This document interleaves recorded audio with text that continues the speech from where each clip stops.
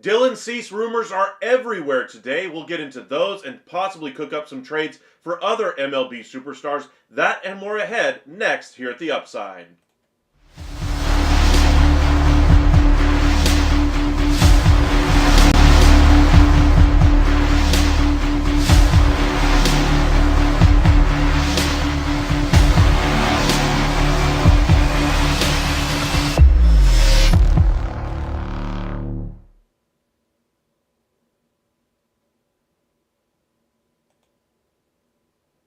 And welcome into the MLB Hot Stove Daily here at the Upside Sports Network. My name is Michael. Appreciate you guys joining us early on a Sunday morning. Already did one live discussing the greatest, most shocking trade in NBA history, Luka Doncic getting traded to the Los Angeles Lakers.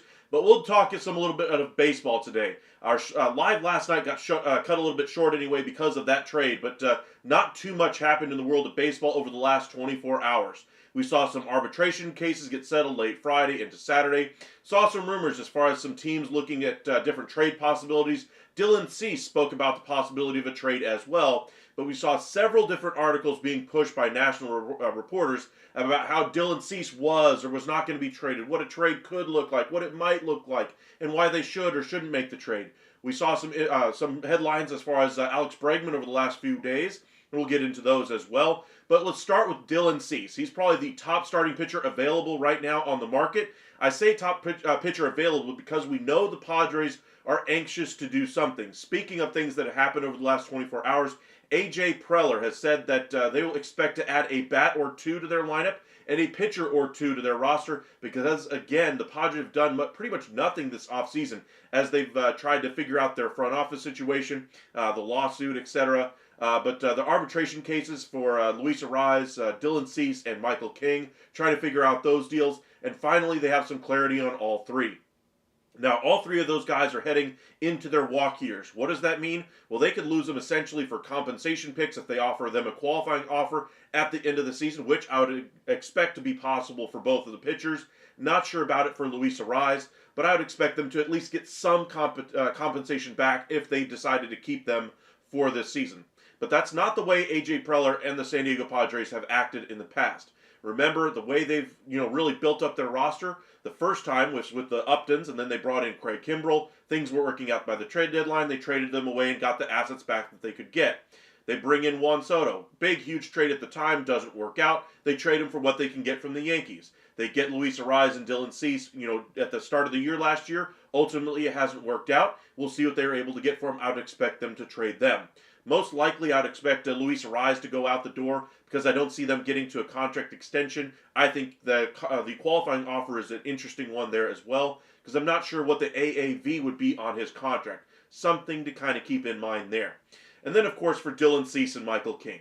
King is seen as the lower cost of the two players, might be able to extend a deal there, but apparently they've had no discussions as far as a contract extension. A little bit surprising to me. Also surprising to me that they ultimately went to arbitration with Michael King, whereas they were able to get deals done with Arraez and Cease. Curious about that because I wonder if they were trying to get the trade discussions at least solidified there with Arraez and Cease a little bit earlier, whereas Michael King, they thought they had a little bit more time. In either event, all three players are headed towards free agency unless something changes. So the Padres are my team to kind of watch out for over the next couple of weeks here as one of the most active in the entire sport. We'll start with the Dylan Cease conversations. Mets, Cubs, I've seen the Rangers involved in some of these conversations out there. The Reds to some degree as well. The Orioles are a team that you can't forget about. Toronto is still looking to upgrade their roster. The Minnesota Twins have been mentioned as a fit there.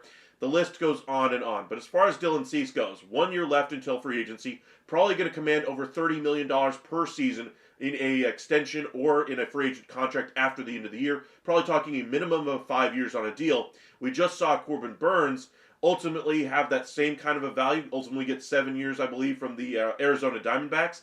And the Baltimore Orioles decided not to do something like that. So, John, welcome in. What's up, bro? Guess some of the same old Orioles that don't like Elias. That's kind of what I'm thinking here for Dylan Cease, is that if they decide to make this trade, this would be kind of the same old Orioles, going after a guy that doesn't have huge value on the market because he's got 1 year left, but it's still going to cost you a pretty penny, diminishing farm system, etc., etc.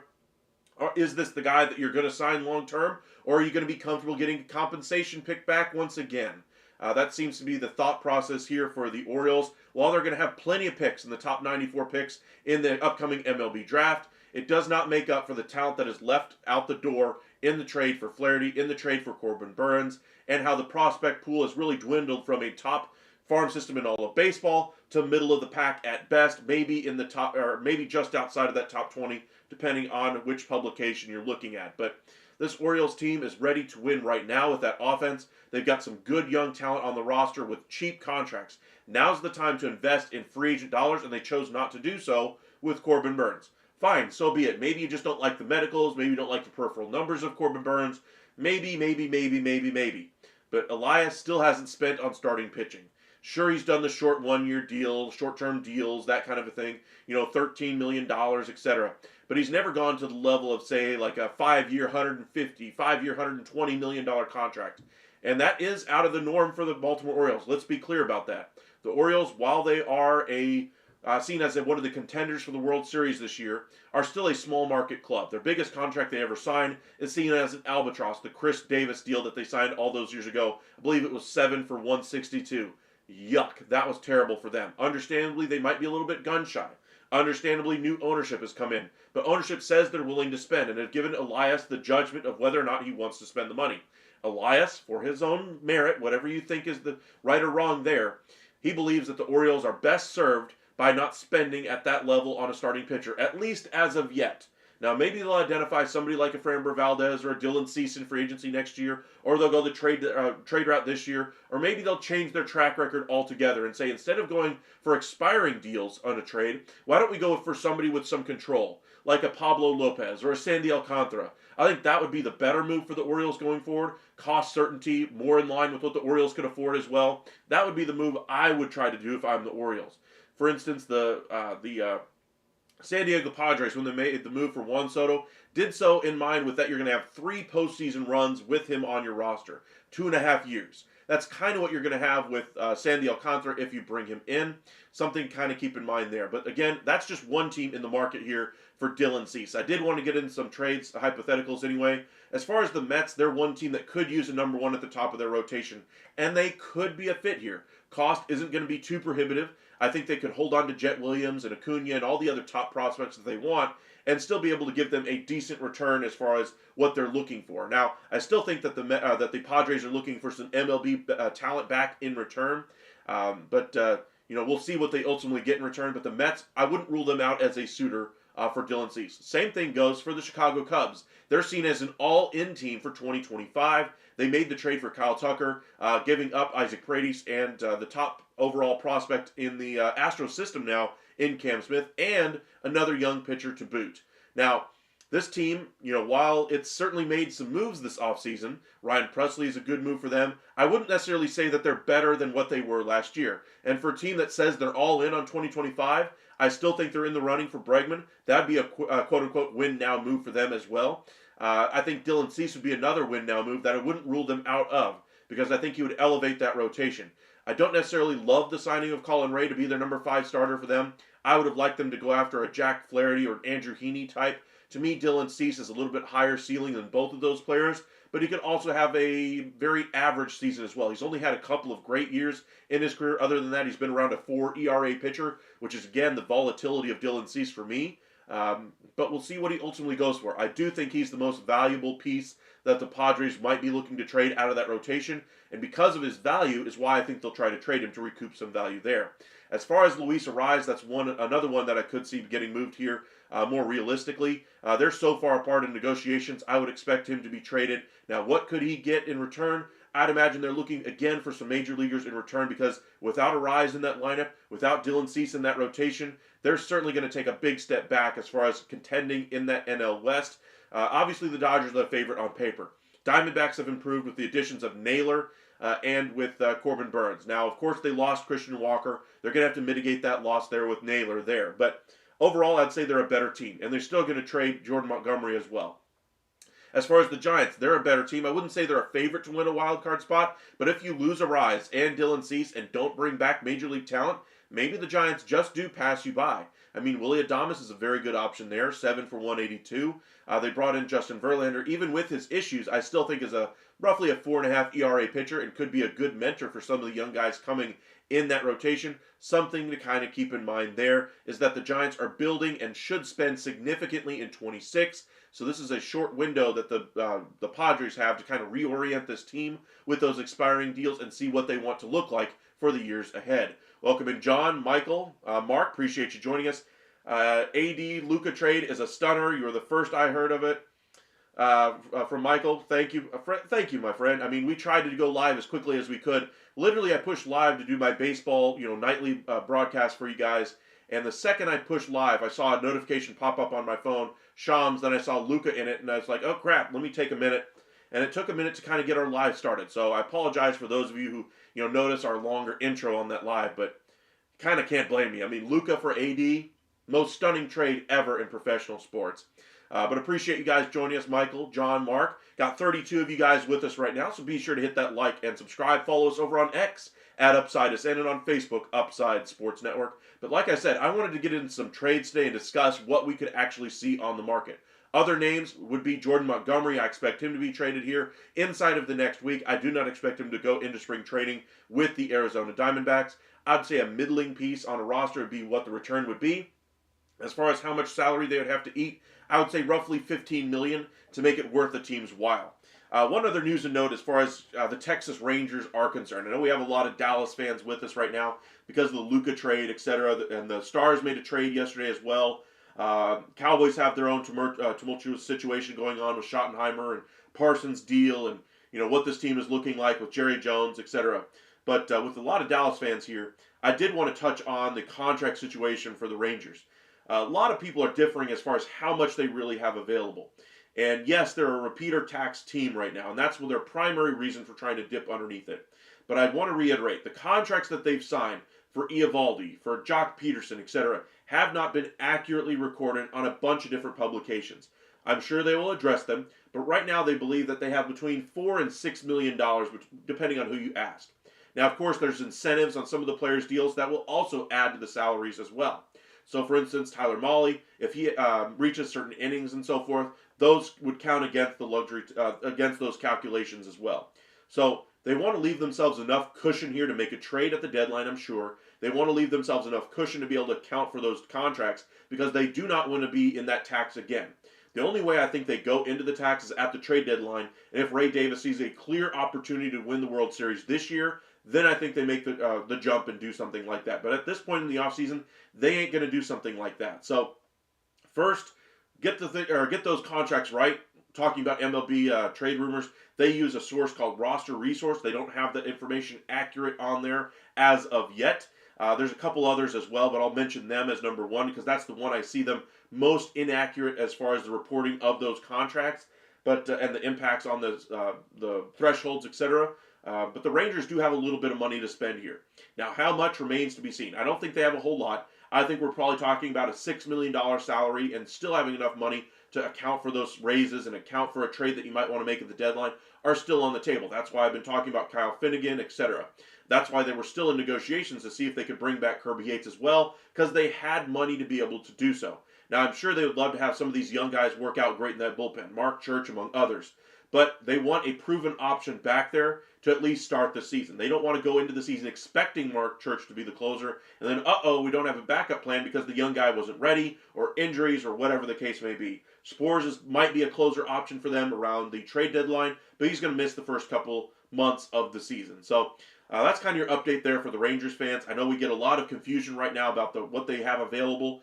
They have anywhere between about $10 to $20 million, depending on which source you look at. In either event, it's not $5 million. It's not $6 million. They have enough to make one more addition to that bullpen. Otherwise, they would not have been in negotiations with Kirby Yates. As much as they need a closer, they would not have exceeded the luxury tax, or the competitive balance anyway, for that type of addition. Now, at the trade deadline, that might be a different conversation. But right now, no. Randall, welcome in. Cease is not worth the asking price. I would agree, but as far as what the price is, you're talking a pretty hefty price. Let's go ahead and check it out since we're going ahead and getting into our trade discussion. Let me get this pulled up for you. BaseballTradeValues.com is the site we're using here.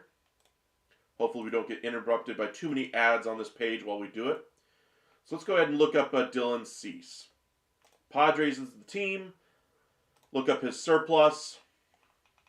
With 1 year left, he has 30.6 value. That's about the right contract that I saw as far as what he agreed to there. So the value is about right. You're talking about a top 5 prospect out of a team. That's a significant price to pay for 1 year of Dylan Cease. Now look at Michael King. The contract here, I think this is mainly to incentivize him staying with the Padres, is why they made this move. I think they're going to try to get a contract extension done, but look at the trade value as well. Field value, Cease is obviously more valuable. It has a higher ceiling.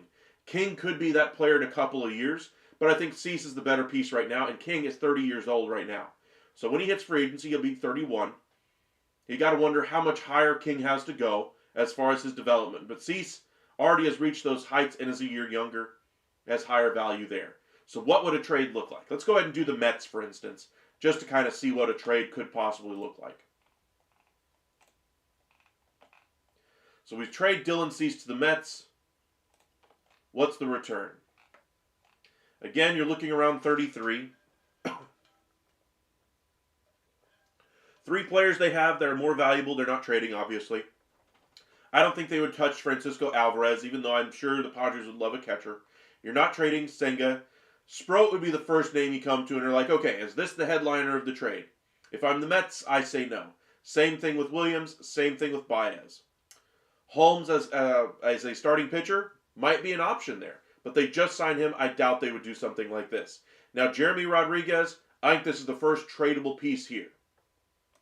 So I'm going to go ahead and put him in the deal. 13, you still need a roughly 20 more value, so you're going to need some good pieces coming here. Buto could be an interesting piece here. He's already at the major league level. That could be your major league piece, the major league component of this trade. Let's go ahead and put him in the deal. You're not trading Gilbert. McLean could be an option here. Christian Scott could be an option here. I don't think you're trading Mauricio. I don't think you're trading Acuna. David Peterson as a replacement in the rotation would make some sense. In fact, let's go ahead and take out Buto in this trade. And let's put in Peterson in this deal. Because I don't think you'd be able to stay in that rotation if they brought in Dylan Cease. So let's look at our trades so far as what we've got in there. Rodriguez, an 18-year-old shortstop. San Diego loves those type of players. David Peterson takes the spot of Cease in the rotation. And then you're going to need, what, another 9, 11 million as far as value? So you're talking about McLean possibly. Maybe you go a little bit cheaper route. Maybe you go Bing or Clifford. I wouldn't include Clifford in this deal. Maybe go younger with Vargas. That would make some sense. Barrow makes some sense. Let's double down on the shortstops in this trade and go ahead and do Barrow. And then we'll do a cheaper prospect here. Need about 3 to 5 million more. They love catching prospects. So let's go ahead and throw in another one. You're going to have Alvarez already. So there we go. There's your trade with the Mets. Let's go ahead and validate it. Fair trade. What do you guys think of this one? Cease to the Mets in exchange for Peterson to be the rotation piece coming back at the major league level. And then 3 very young assets there in Rodriguez, Barrow, and Rodriguez again. Not a bad deal.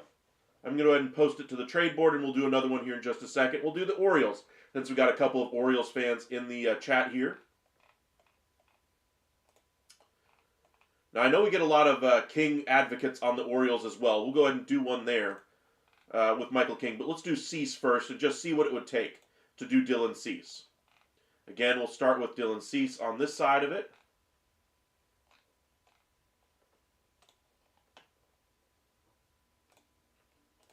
You trade him to the Orioles. Orioles, meanwhile, remember you're looking for about 33 value. Similar trade value there for King, so kind of remember that when we do that trade here in just a moment. You're not touching any of these top assets here because those are more valuable. I don't think you would include Mayo. I don't think you would include Bradish. Hurstead possibly, but again, I don't think so. Povich is the first name that comes to mind here. I'm not sure about that one. Dean Kramer, I'm not sure if he fits the needs of what the Padres would be looking for. Eflin would be another expiring deal. I don't know about that one.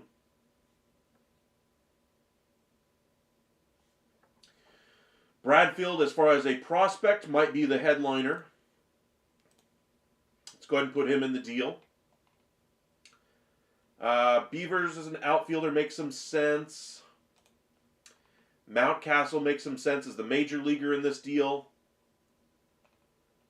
Let's go ahead and throw Povich in this trade, though, and just see what the trade looks like. I think I've overspent already. Just a little bit here. So the headliner there, Povich and Bradfield and Beavers would kind of be your trade there. That's a hefty trade for 1 year of Dylan Cease.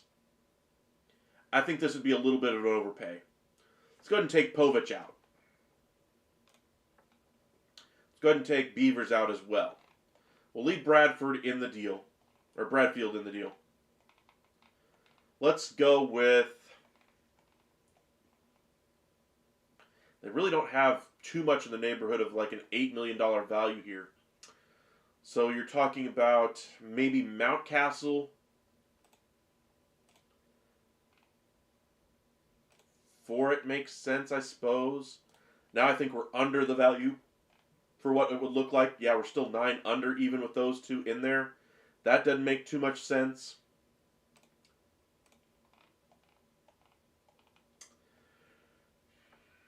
Maybe Kramer, but I don't think the Padres would be interested. I mean, Dean Kramer, I think, is a decent pitcher, but he's nowhere near the value of a Dylan Cease. I guess Povich would have to be the centerpiece here of the trade. Let's take out Bradfield.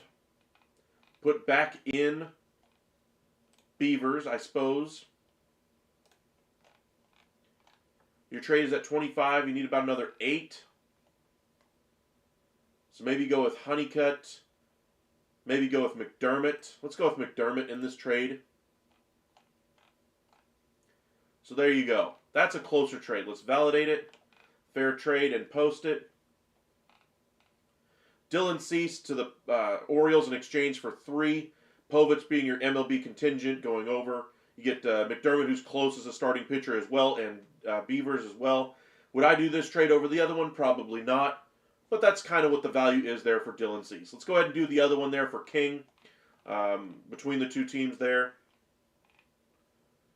Padres. Orioles. You get Michael King out of it. Good for the Orioles because they don't have a lot of money to spend.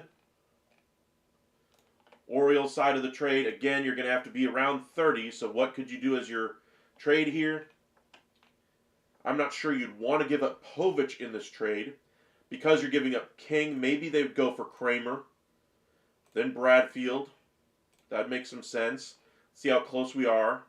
We're 5-ish away.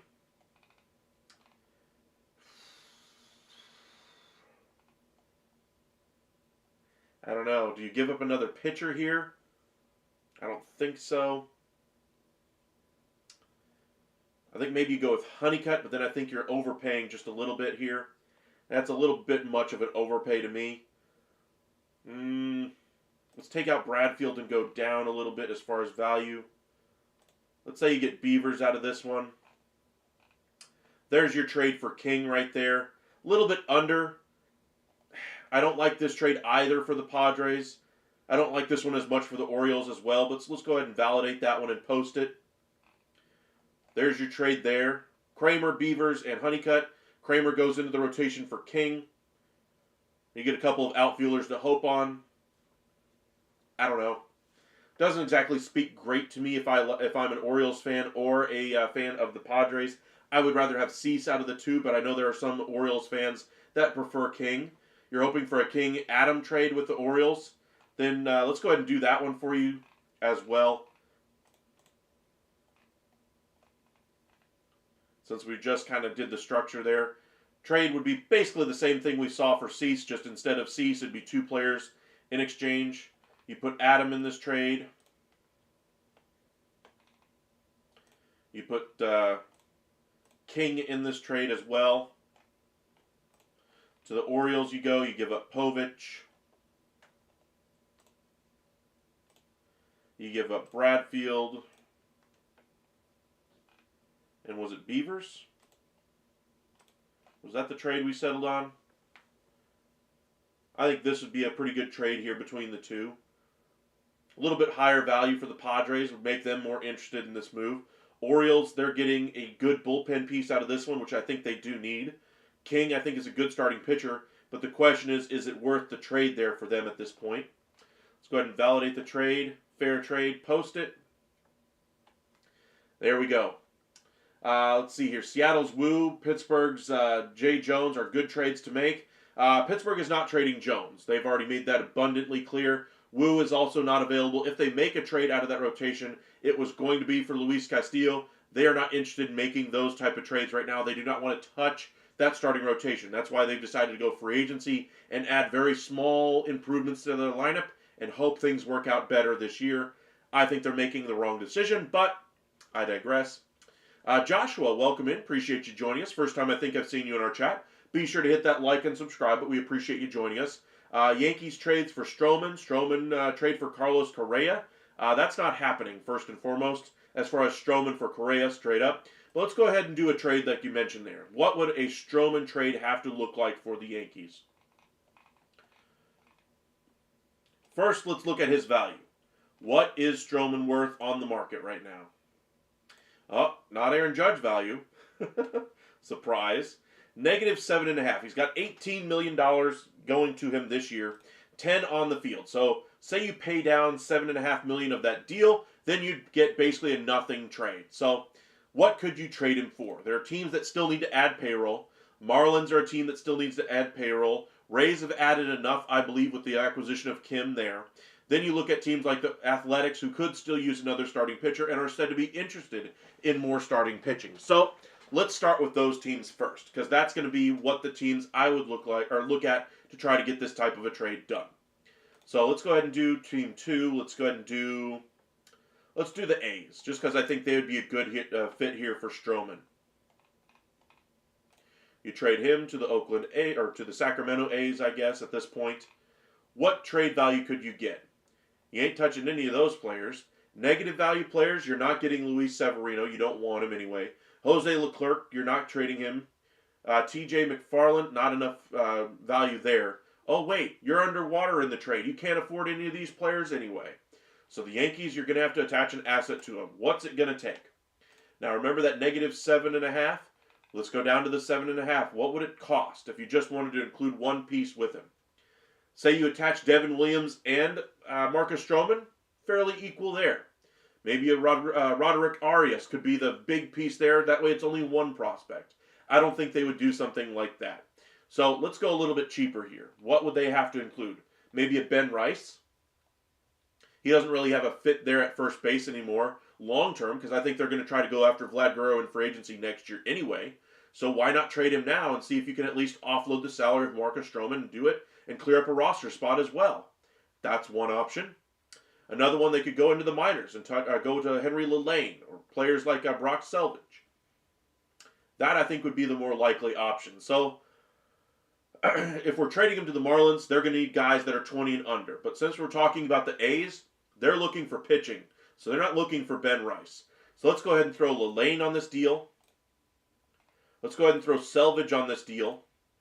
They've already talked about trades before between the two teams. Remember, the Waldichuk deal, Waldichuk was former Yankees prospect that went over as well.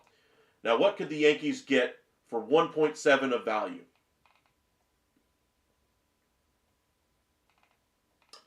$1.7 of value. Well, let's go ahead and look at the Major League side of things, just to kind of keep things interesting here.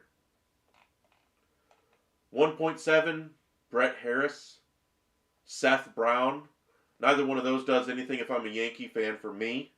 Grant Holman could be an interesting piece as far as a bullpen option. So maybe to get the prospects, maybe Holman could be the piece coming back. Not bad. Let's look at the trade. This, I think, is a pretty fair deal for both sides. Athletics get a couple of pitching prospects for Stroman. Let's go ahead and validate the trade. Fair trade and post it. Do I think it'll happen? Probably not. But let's focus on another one there for Stroman there, like you mentioned. Let's do Vasquez for Stroman here. So that's going to be the Twins and Yankees.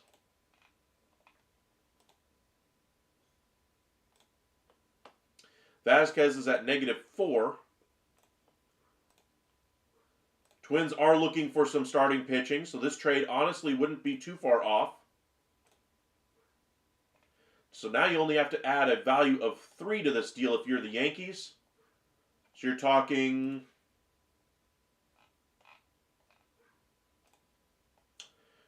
somebody in the neighborhood of Oswaldo Cabrera. That'd be a good low-cost position player for them. Help improve their roster, and it helps free up a little bit more roster flexibility for you if you are the Yankees. But again, this was about getting off of the money for Marcus Stroman, not taking salary back. So I still would prefer the trade that we just made to something like this. Maybe Valorio as an outfielder. Twins have a couple of good outfielders coming, but there you go. That would be a trade that I could see happening. But again, if I'm the Yankees, I'm looking to offload the money of Stroman, not to take on another bad contract. Now, Vasquez would help fill a need for them. They do need some catching help to me, just a little bit there in New York. That would be the only reason why I would think this trade would work. But to me, this would be about, the Marcus Stroman deal is about getting rid of the salary more than anything else. Not that Stroman doesn't still have value, because I still think he can be a productive pitcher in somebody's rotation. That's why getting somebody else to pay the freight of him is paramount for the Yankees. Using that money elsewhere on this roster, because their rotation is just fine even without Marcus Stroman. They need that money to add to their bullpen. They need that money to add an impact bat. They need that money to add a second base or third baseman. That's the motivation for a Marcus Stroman trade. All right. Now, you mentioned Carlos Correa. I'll go ahead and do that one really quick, just for those of you wondering. He actually has positive value according to this site, which I find kind of interesting. Just want to show you where his value is actually at. His value is around 33, and that's because essentially it was a shorter-term contract that he took with the Twins originally, and then parlayed that into a longer deal here as well. But the deal itself, ultimately doesn't pay him as much as it would have thought. Now, the injury is still a big red flag for me. I don't think he'd get full value here of 33, but what would it take to get him to the Yankees? Well, that's a lot of money first. But let's go ahead and do it just for kicks and giggles, just to show you what it would have to look like in order for this to make sense from the Yankees' perspective and the Twins. And honestly, once you see it, you ain't going to do the trade. But let's go ahead and do it here real quick. You're not going to trade Dominguez or Volpe or Heel or anybody like that. Lombard might be the first piece you include here. So let's go ahead and include him as the primary piece in this trade. Spencer Jones, they've seen his value tumble down a little bit here. But I still don't think that the Yankees would be willing to part with him. I don't think it necessarily would be a great fit in this trade either. Let's go ahead and put Arias in this deal.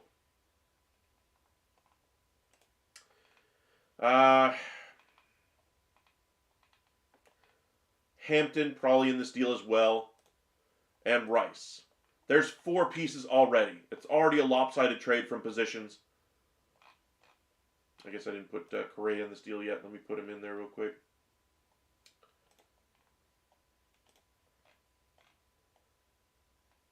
Actually, it's fairly close. Now, the money would be the issue here. So you'd have to offload a salary here for it to happen. So then, in order for money to go off the books, These are the negative assets. You're talking DJ LeMahieu. You're talking Marcus Stroman. I think Stroman you could easily find a better trade for, but maybe maybe you get the Twins to bite down on taking DJ LeMahieu. But at negative 26, you're already at 34 value. That would dump you all the way back down and essentially be nothing value here. It's not enough. So you're going to have to go with Marcus Stroman in this deal if you're looking to offload some salary. Let me look at the majors real quick just to see if there's anybody else that sticks out. Goldschmidt, Stroman, Williams. That's it as far as expiring deals. Okay, so now we're at 26. You're still going to have another asset. It's already a 5 for one trade for Correa. That ain't happening, but you're still going to have to add more. 7 million-ish if you're the Yankees. What does that look like? Go back over to the all players here. Arias, already in the trade. Warren, maybe. Flores is a catcher. They just brought in Cartaya. They don't need another catcher. Maybe go Will Warren. You guys tell me, would you do that trade? I'm not even going to post this one to the trade board because I don't believe in this trade either. But just to kind of show you what it would take for Correa to get there, at least at this point, if they don't include some of the upper level pieces. The best piece they're including is George Lombard there. Still doesn't make sense, though. All right. Wanted to get into some other rumors as well with Dylan Cease. So, one team that I've heard as well for Dylan Cease is the Chicago Cubs. Let me clear this trade here. So, let me pull up the Cubs here. Saw a couple of posts with Dylan Cease trades to the Cubs. So, they're all in on the year. So, I think this is a legitimate trade that could happen for the Cubs as far as being interested in him. But what would it take? Again, we're looking at value of around 33. Kyle Tucker has a value around 31. So think of what Tucker brought in for the Astros. That's kind of what we're looking at here again for Dylan Cease. Maybe a little bit less because I think Houston did really well in that deal. Bush would be a great asset, but you're not getting him. Horton, possibly, but I don't think you're getting him either. I think you're looking maybe at Alcantara. Padres, again, love catchers. So maybe Moises makes some sense here to kind of headline it. Trianos makes some sense, position player. Now you get up to 28, 29 real quick there. $4 or $5 million, or $4 or $5 million is all it would take left. Let's look at the majors and just see what would kind of make sense for the Padres to get. Ryan Presley, you're not getting him.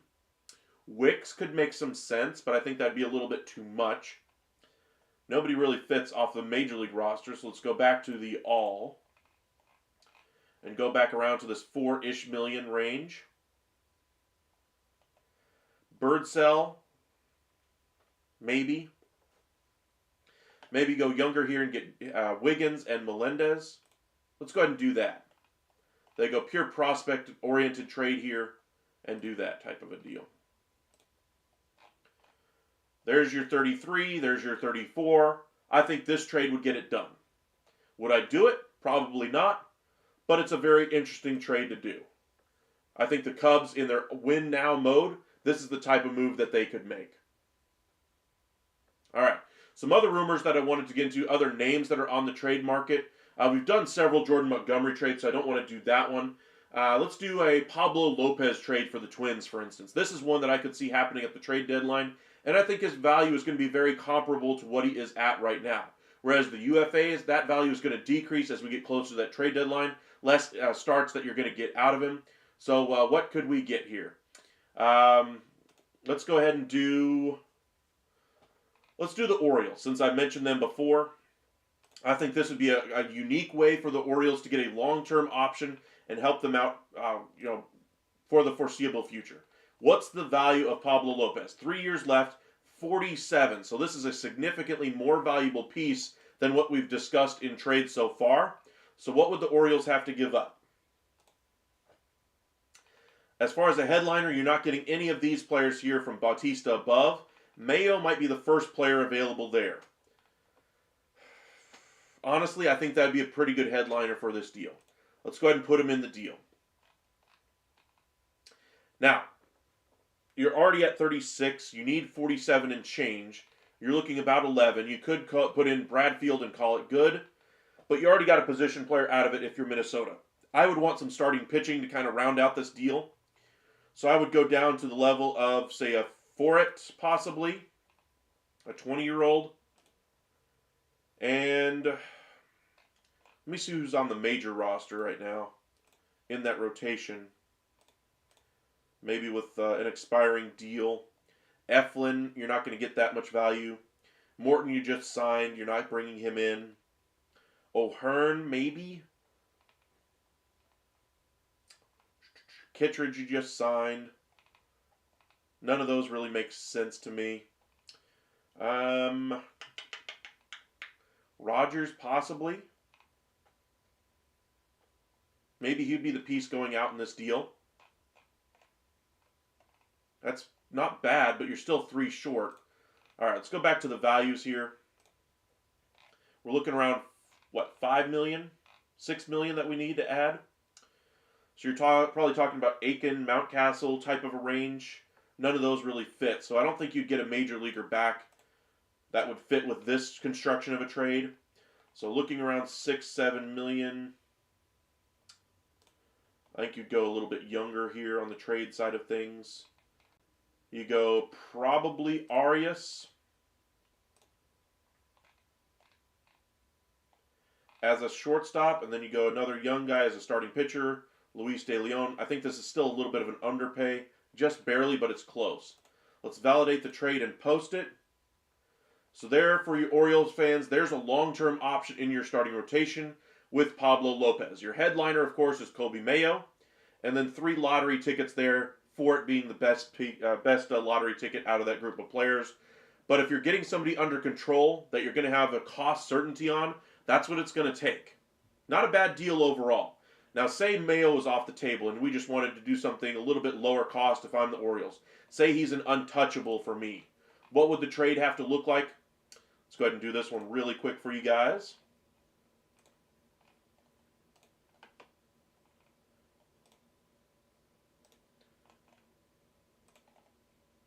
Let's say Mayo is off limits. Bradish would be off limits as well. You're not getting Hurstead. Povich would have to be the headliner of this deal. You're including Bradfield.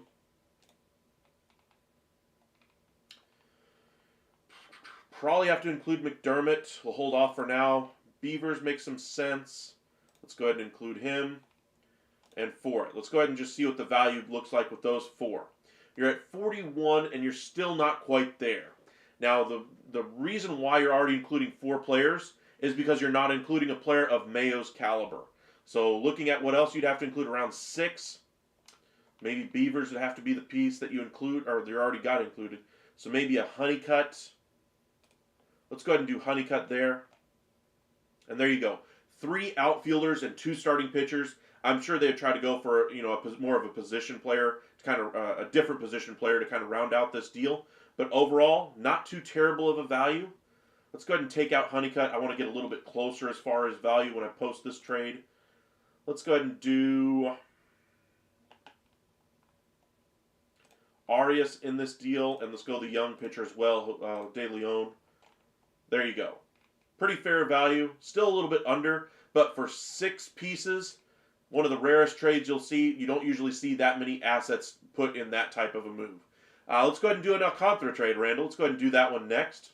If you guys have a trade you guys want us to discuss or show, go ahead and send us that message in the chat now. We'll be live here for another probably about 10 minutes or so, so be sure to hit that like and subscribe if you are new here. So let's go ahead and do a Alcantara trade to the Orioles. We've done a lot of Orioles trades, so this might be the last one. From the Marlins. Now, what is his value first? We got to know his value. Alcantara, coming off of an injury year, is at 48. Comparable value, comparable years to Pablo Lopez. Keep that in mind when we go back to the Orioles. Now remember, they want players that are 20 years old or under. They don't want players that are at the major league level. They don't want players that are close to the major league level. They want to build this thing out with 16, 17, 18-year-old players that are going to be in that group and come up together as a club. So kind of keep that in mind as a trade. Basayo, their top prospect, that kind of fits that description. A little bit too much value if I'm an Orioles fan. Nobody else makes sense here aside from Jackson Holiday. You're not including him for Sandy Alcantara if I'm an Orioles fan as well, especially with the injury concerns there. Mayo is close, but again, a little bit older. And where's the first player that we see that fits? All the way down here with Honeycutt and Fourett, and that ain't going to get the trade done. I mean, I don't set the price of what the Marlins are asking for in these trades. I just know that their ask in every trade that they've been looking for is for young talent. We're talking A-ball players, DSL players. We're not talking about AA talent, AAA talent, or Major League talent. They want young players. So you're going to have to change your philosophy here if you're the Orioles. Would you include a Jackson Holiday if it meant bringing in a Sandy Alcantara? I wouldn't do it. So then you have to be able to convince another team to be able to take some of your older prospects and send younger ones to the Marlins. So who would want some Major League ready talent? We're talking about teams like the Padres, the Guardians, teams that want those type of players that might have some young players to send the other direction. Let's go ahead and expand this to a 3-team trade. And we'll throw a team that's willing to make trades all the time. Let's go ahead and look at the Mariners first. Just because trader Jerry DiPoto out there. I just want to see what their pieces that they have to offer, what they look like. All right. Emerson, Young, Formello, Montes, Arroyo. So they've got some pieces that could be included in a trade for Major League talent that's ready already. They need some offensive talent to go in there. So what would be some offense that the Orioles could give up? We're talking Mountcastle could be one piece. You're talking low-cost contracts, though. So we're talking Hurstead, maybe, would be the headliner. So let's go ahead and do it from the Orioles' perspective first. Hurstead, 25 years old, probably have to be the piece going to the Mariners in this deal.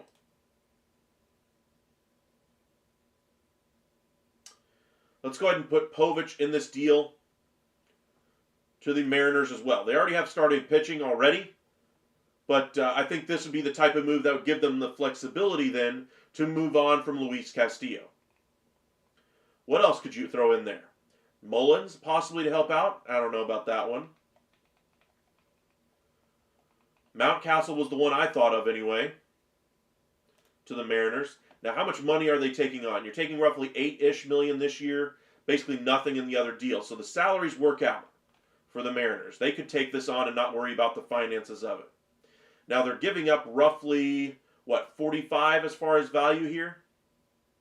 So you're still missing about 3, which the Orioles could manage to, send the other way as well in this type of a deal. So let's go ahead and do that from the Orioles' perspective. They send Fourett to the Marlins in this trade. Let's go ahead and throw in another piece here. The 2 young players here, Arias to the Marlins. How many pieces have the Orioles already traded? 1, 2, 3, 4, 5. They have 53 going out, so the value is about right there. Okay. Now let's go to the Mariners side of things. What would they have to give up to get this trade done? Well, remember, we're looking at young players. Colt Emerson, you're not trading him. But I think there's plenty of guys in that 19 to 20 range that could be a fit. Formello, let's go ahead and send him to the Marlins. Felon Celestin, one of the top prospects in baseball. I think he would have to be a part of this deal. But he's got a strong future there in Seattle. They might choose to hold on to him. Let's go ahead and throw Montes in this one. And throw in Arroyo and just see how close we are. I think we're a little over.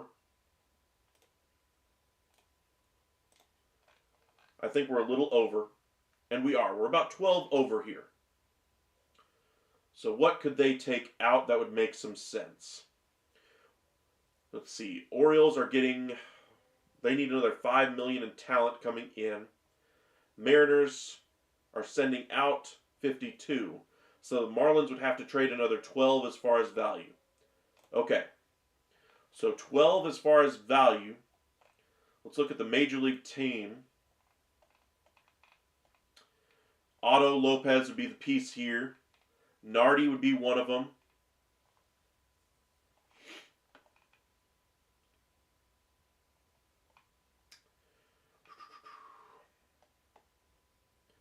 Maybe you send him to the... Nah, I think we're just over. Let's backtrack just a hair here. So this trade, let's go ahead and take out...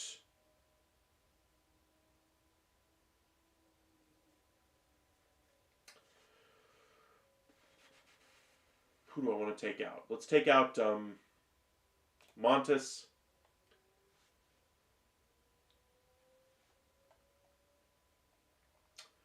All right, so the Mariners are getting 36 in.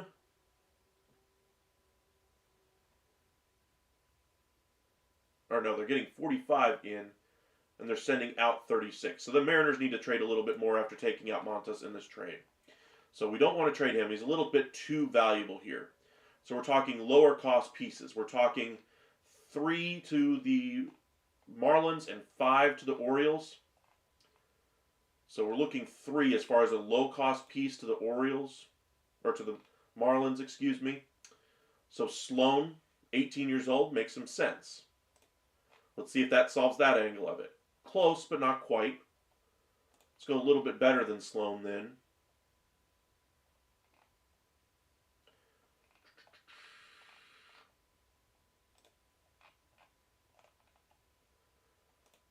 Ty Pete.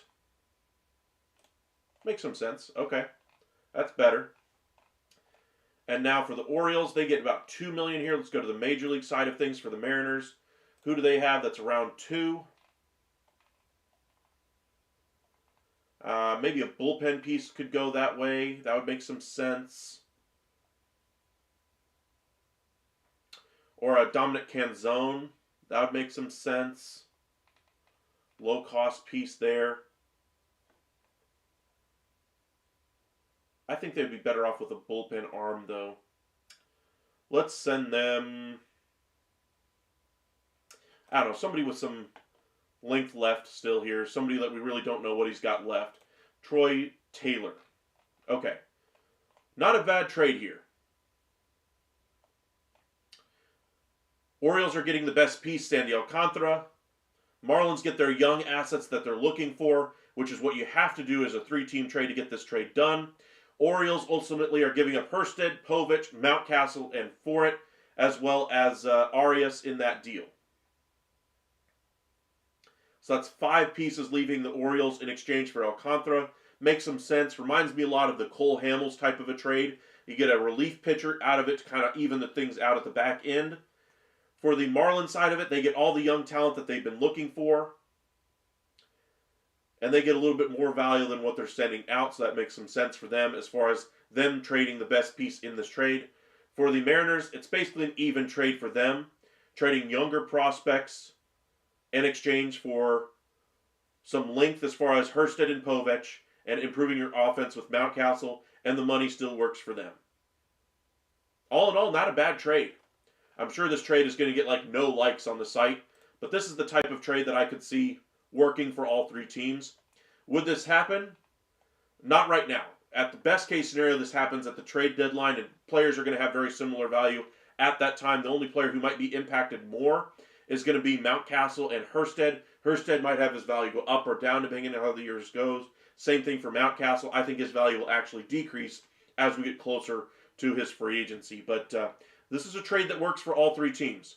Orioles get their ace for the next 3 years. Marlins get the young assets that they're looking for. That's the ages that I'm looking for right there, if I'm the Marlins. And then the Mariners get some offensive help right there immediately into their lineup, and get a starting pitcher that allows them to move on from Luis Castillo. That would allow them to make even more additions to that lineup as well. Not a bad trade overall. All right. I told you guys I wanted to get into some trade talk today, and that's exactly what we did. Crazy trade in the NBA yesterday. Luka Doncic for Anthony Davis. It's the most stunning trade in professional sports history. We had to go live for that one, so I appreciate you guys being patient with us here at the Upside. And a lot of NHL trades yesterday as well. We didn't really cover those, but those were pretty fascinating as well if you guys want to check those out as well. We'll have some videos coming out this week about Luka, about the trades there, the Stars, the trades that they made. We'll get into some Dylan Cease talk as well. We'll have some Super Bowl videos coming out as well for you guys. So be sure to join us for all of that. We'll be live later on this evening, kind of breaking down any of the transactions that happened today. The one that I am looking for happening here in the next 24 to 48 hours is Alex Bregman. I'm expecting that deal to come by very quickly here because, again, that's the most clear free agent case that we have out there. We know where all the teams stand. It's just a matter of him picking a team. And we've been on a good streak the last 3 weeks or so. Ever since the calendar turned to 25, we've had some big deals happen on Sunday. We'll see if we get another one. But Rafe, right there with you, still in shock from last night. About to go have lunch here with the folks. Hopefully you guys are still processing the Luka deal with the rest of us. And hopefully we get some trade activity as well on the MLB side of things that we can discuss this evening. Again, looking for the Padres to be very active. Mariners still need to add one more piece to their lineup. Montgomery is expected to be traded by the Diamondbacks. And the Orioles still need to add a number one. Pete Alonso is still in discussions with the Mets and the Blue Jays. Maybe the Orioles make a big surprising splash. Bregman's deal is expected very soon as well. Most of the relief market is pretty much signed, but there are still some teams out there that have some needs in that bullpen that we should see some interesting trades. Helsley comes to mind as well. Randall O's have a strong group of new prospects coming that fits Miami's price. No, they don't. Let me just be very clear about that, Randall. They're looking for anything 16 to 20. That's what they're looking for, 16 to 20. Okay? So if you're looking for that type of a trade, just 16 to 20 years old, just pure age is what I'm looking at right now. Let's look at the surplus value first, because if you're looking for Sandy Alcantara, you're looking big prospects. You're not trading Samuel Basallo in that trade for him. That would be one piece that would fit. I'll give you that one. Two would be Jackson Holiday. You're saying you're comfortable trading Jackson Holiday now if you're an Orioles fan for Sandy Alcantara? No, that ain't happening. So who's the next player that fits that description? Mayo's 22, doesn't really fit. Bradfield's 22, doesn't really fit. And we're already to 11. Keep going. Keep going. Keep going. Honeycutt at 21, still a little bit high as far as age, but at 8.2, ain't going to get it done. First one that you mentioned, 20 or under, that would be fit for a trade here. Michael Ford at 5. You're trading Michael Ford for Sandy Alcantara straight up? That ain't happening. Now, I'm not trying to make fun of you, Randall. I'm just saying that the trade assets that the Orioles have are all older in the system. I'm sure they have some younger prospects coming, and they're going to have a ton more prospects coming once the draft happens. But as of right now, they are dry on those type of assets that would make sense for a Marlins trade. That's why you'd have to get a 3-team deal involved. Now, once we get the draft handled, once we get close to the trade deadline and the draft has already happened, then maybe we'll have something to discuss with the new assets that they will have brought in. But right now, they just don't have it at the moment.